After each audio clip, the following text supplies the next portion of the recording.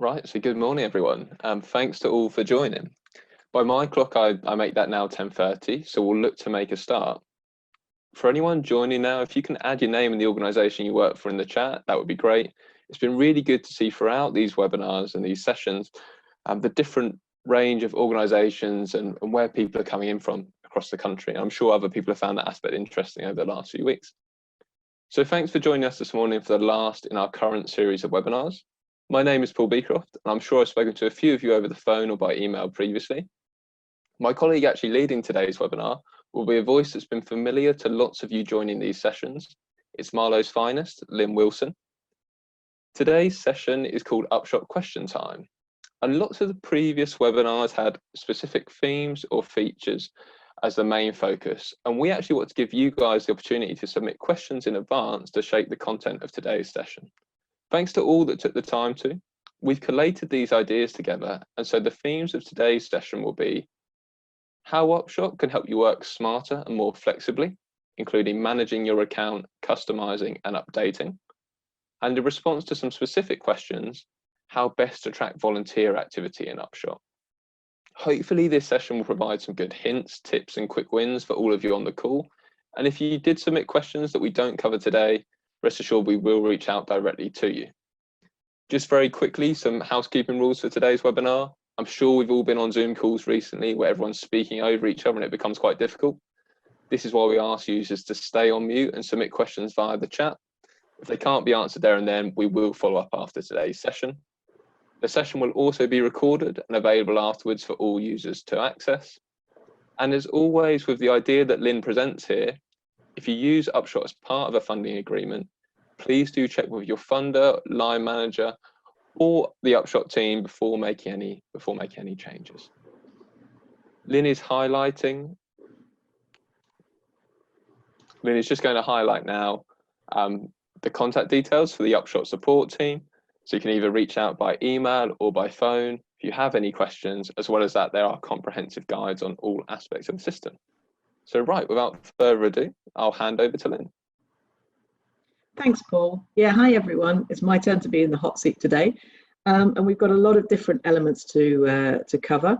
And as Paul said, we've kind of grouped them together as ideas about how to work smarter and more flexibly with Upshot.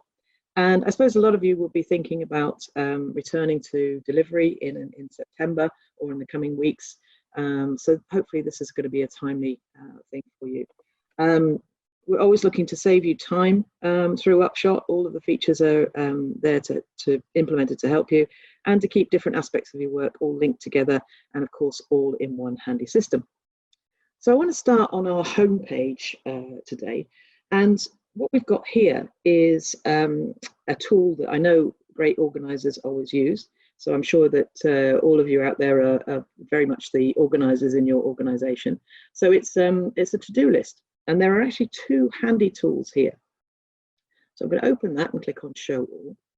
So you'll see here that we've got some reminders, and these are generated automatically by Upshot when a session that's taken place and the register hasn't been submitted after 2 weeks.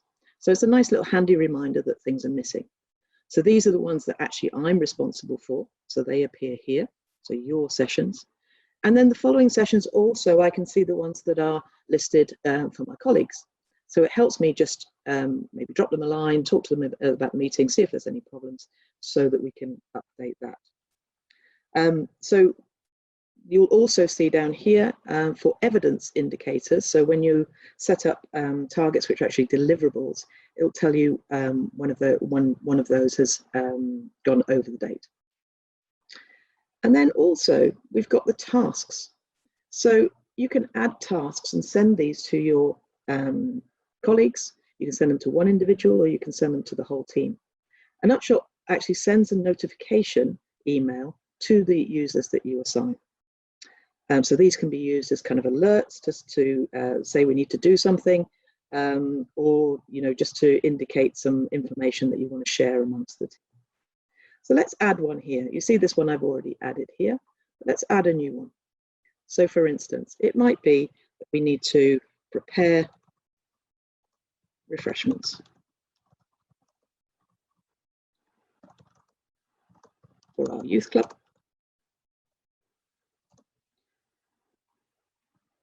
So let's give them some sandwiches.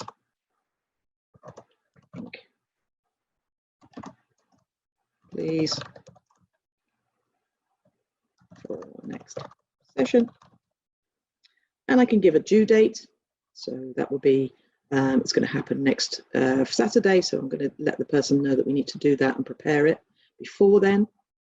And I can assign it to either one or all of my teams. And I can keep myself on here as a reminder as well, so that I know that that task is going to happen. Now, what happens is that Upshot will send an email to the email address associated with Jessie and Tony's user accounts, and they'll be able to see those in their email. And what you can also do here is associate those tasks with projects and indicators and outcomes. So if it's something a bit more substantial, you know, maybe over time we need to prepare some worksheets or something like that, you might want to link it to particular projects and particular outcomes that you're working towards. So if we save and return, you can see all of my outstanding tasks here. And once they're done, you simply go in, edit, and mark the task as closed. And it disappears from our list. You see here the orange tells us we've still got some time, but it's getting close to the due date. So that helps you just to track those things. I think it's a really handy tool that can help you manage your work.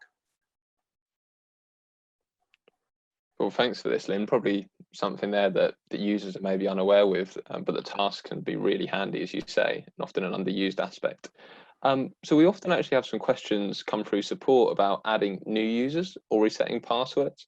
Could you just go through the process for these to show how organizations can complete this internally? Yeah, one of the good things about Upshot, I think organizations will agree, is that we don't limit the number of users that can be on Upshot. So some software you might get 5 user accounts and then have to pay for more for extra.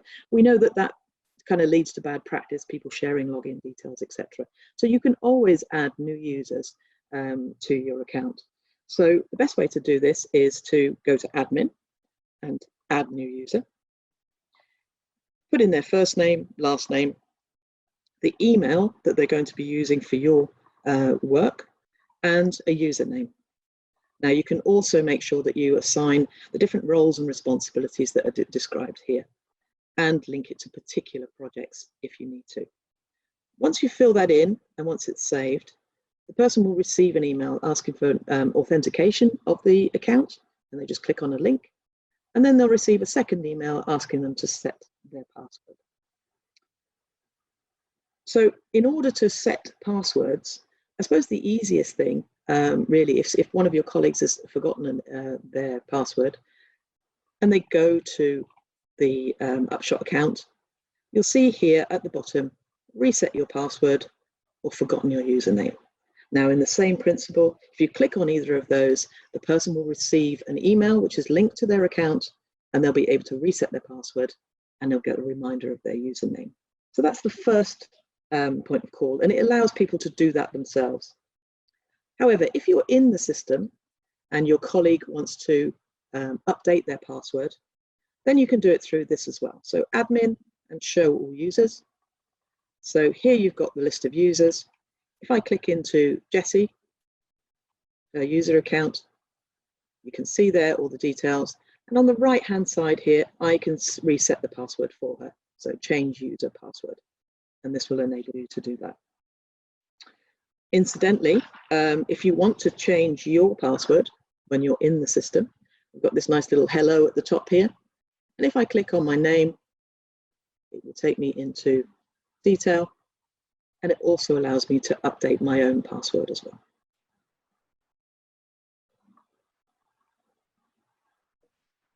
Cool, thanks for that, Lynn. One of the first things we do here when we set up new Upshot accounts, so new organizations come on board, is we always look to replicate an organization's registration form on the system. As some of you probably on the call sort of worked through with us on that process. But we realized that further down the line, organizations may change their paper registration form or the information they collect on participants, and they then need that information or that change reflected on the system. So that's a pretty straightforward thing to actually update, isn't it then?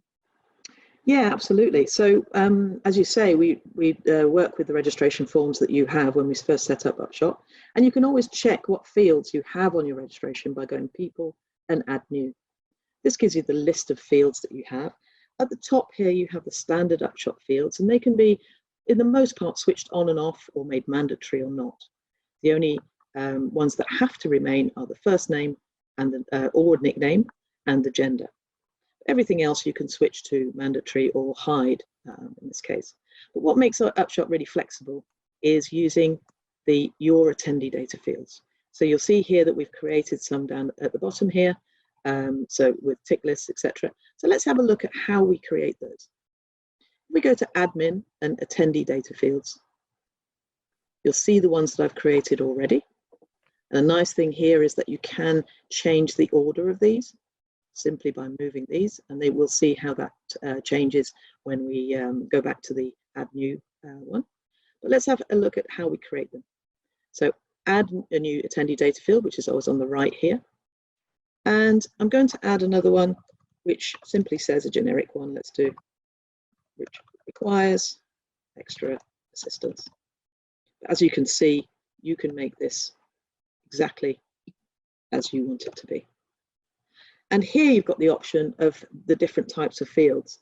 Now, a text area is great for gathering information, can be really valuable, but it's worth bearing in mind that if you want to do quantifiable data, and you want to say how many people have meet a certain criteria, then it's always best to use a single drop down or a tick box or a date, because then the system will work that through for you and give you the result. So let's do a single choice drop down as a yes, no, and of course you can add any other options you want to as well if it's a more a varied question.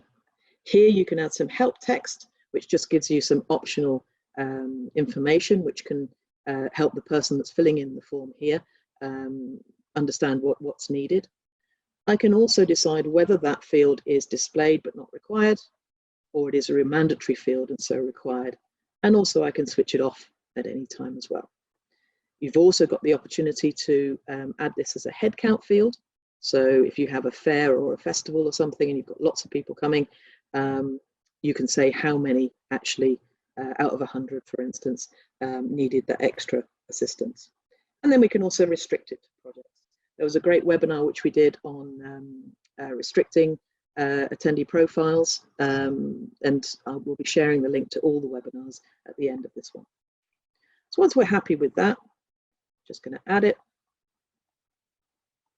And what you can see I can do again is to move that a bit further along with my disabled parking space one as well.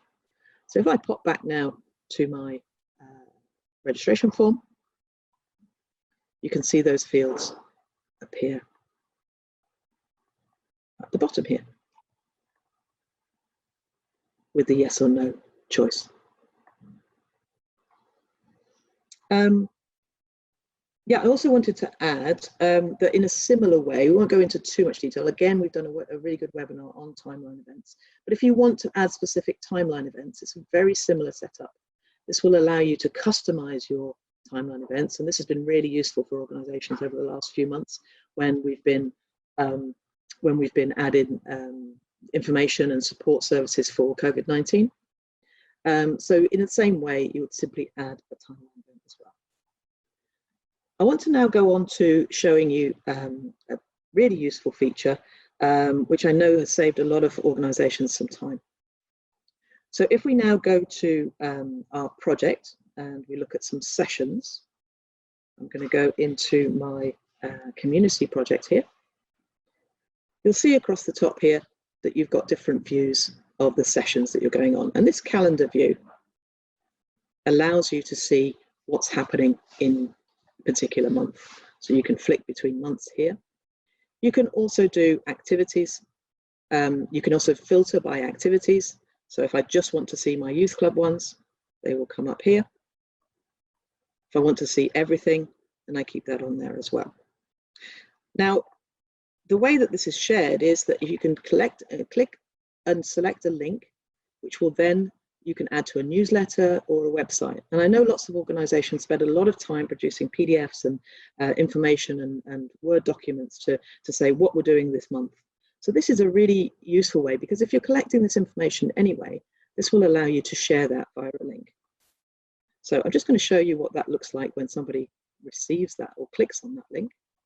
So here we are in June, showing those. And again, we can click through different months. The other nice thing about this is that you can, when somebody clicks on a particular session, as I'm going to here, you've got the date and time. And when I've created that session, I've actually given some information at the top here, and that can be shared externally with people. Also, it's linked to Google Maps. So when I click on this directions, it's going to tell me exactly where to go here. So imagine that one of your participants is having a look at the calendar link, thinks that they want to go to the youth club, clicks on there, gives them all the information, and away they go. Yeah, thanks for that, Lynn. I couldn't agree more. The calendar is a great way to let people know what your organisation plans to deliver for the weeks and months ahead. I've often seen organisations look to use different external tools for this, not realising that the link is already generated in the system. So thanks for showing us that. So we had a few questions come through in advance of today's session on people cleaning up their Upshot account, maybe by deleting or removing information. Can you explain a couple of the options around this? Yeah, certainly. I often describe Upshot as a very forgiving system, in that it's reasonably easy to remove, delete, or override what's gone before, because that's the joy of having a live system. But the system was built as much as possible so that data cannot be removed by accident. So there's some built-in features here which protect your data. So users should feel very reassured by that. Let's have a look at some examples. So I go into my sports project here. So the principle here is that if an activity has no sessions recorded against it, then that activity can be deleted. If a session has no registers recorded against it, it can also be deleted. So wherever there's data, Upshot will prevent you from deleting it and let you know that. If I go, for instance, to my table tennis here. So I can see, incidentally, it's very useful to see anything that has sessions against an activity is green, and you can click on it.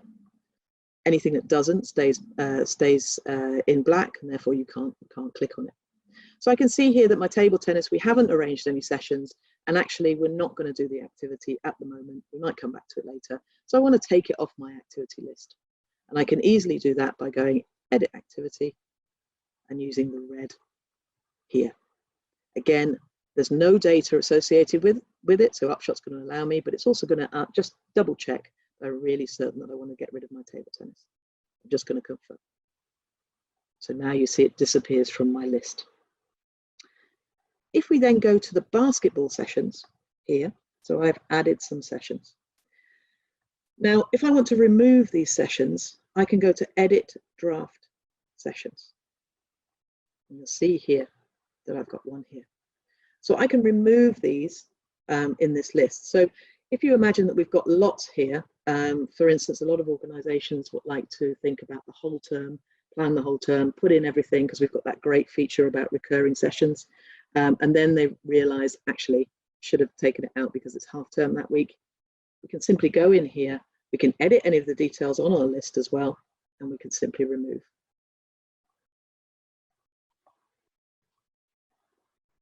And you can see here that my basketball has gone back to having no sessions listed there either. So when it comes to the other way of deleting as well is if we have a look at all our sessions across the projects. See here, all green ticks. So I won't be able to delete those sessions. If I look in my community one, the list of all,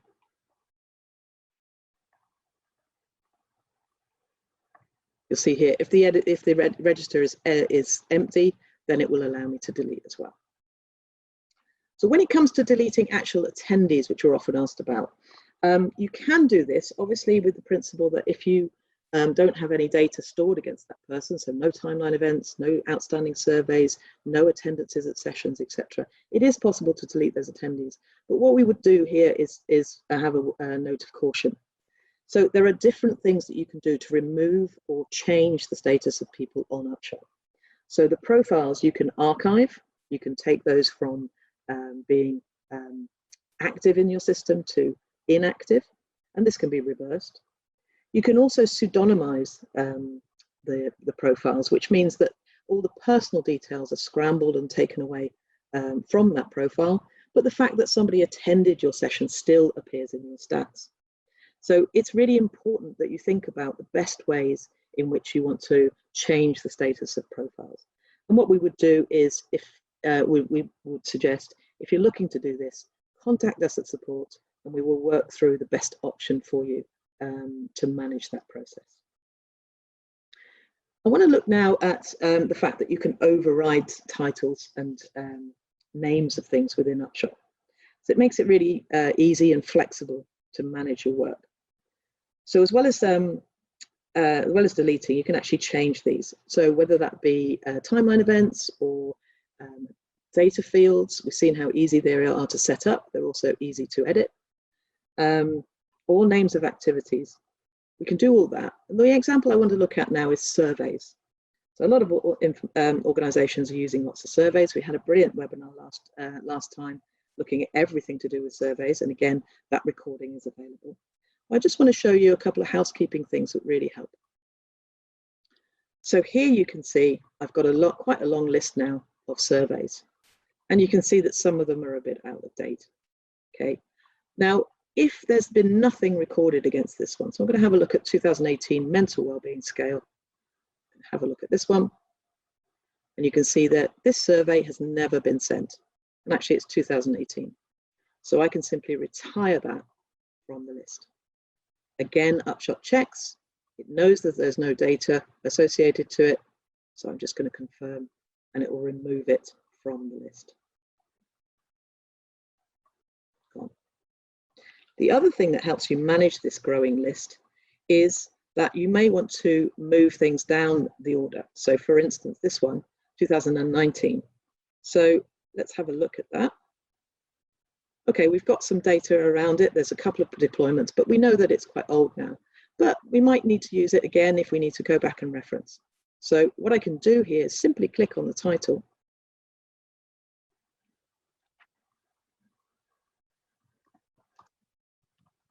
And because our list is alphabetical, if I put that as a Z,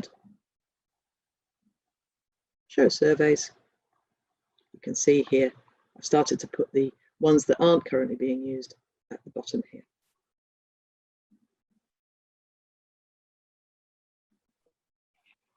Thanks, Lynn. Some really good ways to tidy up your account there. Again, if you're unsure about removing or deleting any data, just feel free to give the team a call. And now for a question that often comes up regarding volunteer time. Can you show us the best and most straightforward way to track this? Yeah, many organisations rely really heavily on volunteers' commitment, especially we've seen that over the last few months. Some amazing efforts being done by communities of people volunteering for different organisations. It's really important for them to provide that we provide an accurate record of the hours that they've committed as recognition, and as well, of course, for reporting to our funders or our stakeholders. The most comprehensive way of tracking volunteers and their time is to make use of the register. So if I go into my community project here and I look for my activities and I go to my summer fair, I've just got one here and I've got 4 people on the register. So if I edit that now, it can be done at the time, which is obviously useful when you're there recording the number of hours that volunteers have committed, but it can also be done in retrospect as well. So here I've got Janet, who's my volunteer at this session, and I want to indicate that she's volunteered on the day. So that's the key thing, is to click that box. Now it's showing me here that this defaults 360 minutes equates to the number of hours that that session takes place in. However, and as we had a question on this as well, I wanted to stress, if we know that actually Janet turned up half an hour earlier to set everything up, we can change that at default. We can also say that Alice volunteered as well. So we can put in some time for Alice. Maybe she'd only did half a session. She came along earlier so to cover the afternoon session. So it's very flexible and you can manage the time indicated there. In the volunteer role here, and I would stress that ticking the box is the most important thing. Adding the minutes, also very important. But these other options are purely optional. So here we go. We can say that actually Alice came along and led part of the session, but Janet actually helped set up everything and also helped with the administration. So we can start to paint a picture of what our volunteers are actually doing. The volunteer level, again, is totally optional, and I know some organizations use this. Obviously, you need an internal interpretation of what you see as level 1 to level 5, but it might be, for instance, that you know, Alice has helped with part of the session, has been a support person, but actually, when we come to Janet, she's actually designed the whole day and set up the session as well. So it gives you a chance to just to give that kind of differentiation. So once I submit that, Upshot starts to count the number of volunteer hours that I've submitted. Now, if we want to do a quick indication, somebody says, oh, Janet's a brilliant volunteer. Can you tell us how many hours she's actually done? As ever, throughout Upshot, we can go into a personal profile. We can click on Janet's profile here, and you can see immediately down here the number of volunteer hours, as well as the sessions she's attended, the full session hours, projects she's involved in, when she was added to Upshot. So this is a really useful, quick view of what's happening. Also, you might want to use the session report. So this indicates and tells us all the sessions that Janet's taken part in. You'll see here our summer fair and the fact that she volunteered. Just a quick indication of the role that she's playing. But for something more comprehensive, so that you can see exactly how many hours and who's attended when, we use the attendance report. So here, if I look at my project, which is community, and important differentiation here, on the register, you can also view people as session leader, teacher, etc. This isn't where you record the volunteer piece, as we saw. You were looking at sessions in the past, or a timescale. Tags is something we've touched on in webinars, and I think more people are using this now than ever. You can tag your particular sessions, so you can search them on here. For instance, all those related to the lockdown. And here's where you indicate what you want to display. So normally this will be on attendee type when you come to it. But you can change it to volunteer. You can also change it to volunteer time. I'm going to show you the difference for those. Once you're happy with that, click on download. Remember also, for a more detailed approach, you can include the personal details, which kind of brings in the people report. And again, we had a great webinar on the people report recently. So that will bring in some personal details here. But for the purposes here, we just want to see who's volunteering and what time they've given. So we would download that. And in true Blue Peter style, I've got one already done. So here we have the volunteer, and you'll see here the ends indicate that the person attended, but they didn't volunteer. And the yeses are where they did volunteer. And when we want to look at particular time, remember, if we click on volunteer time, this will tell us the minutes and hours that that person has committed. So if we scroll across here, these indicate that the people attended, but they didn't volunteer. These are showing the amount of minutes and hours that that person has volunteered for us. And across the end here to the right, you've got all the minutes listed. So we can tell that actually 360 volunteer minutes, and the number of hours would be 6. So that's brings us to the end of looking at the volunteer time and also some tips and tricks on working smarter. I just wanted to add, I know we're running over time, but I just wanted to add a really big thank you to everybody that's attended these webinars. It's been really enjoyable to do for us, and it's great to hear that they've been useful for you as well. Cool, thanks Lynn. Yes, sorry guys that we've pushed it right to the time again here, but I hope you'd appreciate there was a lot of content there that Lynn covered, very comprehensive, and hopefully you found some great takeaways. So yeah, hopefully today's webinar has given you some new ideas of how you can manage your Upshot account going forward to help you work smarter, remove things if entered incorrectly, and track the excellent work your volunteers deliver on your projects. As I said, if you submitted a question there in the chat today, or actually beforehand that we didn't cover in today's session, we will reach out with you directly. And if there are any fundamental changes that you want to make to your account, always do check with your funder if applicable. As I said at the beginning, this webinar has been recorded and will be up on our website as soon as possible. Lynn's just demonstrating now on our Upshot website where all the webinars, the previous webinars, are hosted. So do look back at those, maybe share with your teams. You know, we appreciate not everyone can always join these calls at the time. And in the meantime, following this, we'll look to share with you a quick survey just to find out your thoughts on today's session. As I said, this is actually the end of our first series of webinars. So thanks so much to all that have attended today and throughout. Plans are already afoot for a second series later in the year, so do watch this space on that one. And as always, simply get in touch if you have any questions. So stay safe all, and goodbye.